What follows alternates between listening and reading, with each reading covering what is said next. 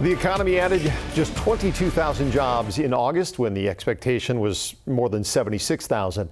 It comes just after President Trump fired the Bureau of Labor Statistics commissioner last month.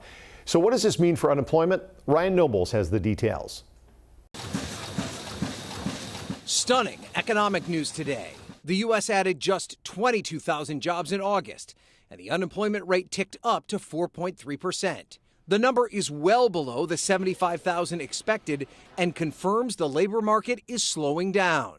The White House seemingly unfazed. President Trump knows that we're super optimistic about the future of the jobs numbers because we're seeing a massive blowout in capital spending and new factory construction.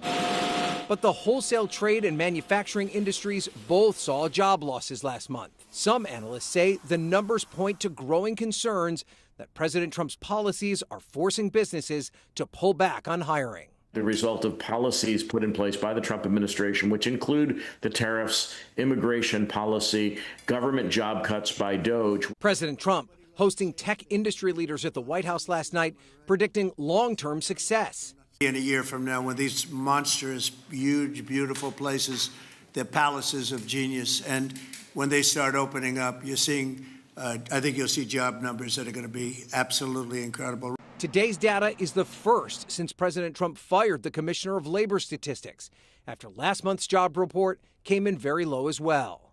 This report could also be an indicator the Federal Reserve will likely cut interest rates next month. The president has been hammering Fed Chair Jerome Powell to do so, but the Fed has been reluctant to cut rates because inflation is still on the rise. But this poor report could do just that. The one thing this report does not reflect is the number of government employees who lost their jobs through the Department of Government Efficiency, or DOGE.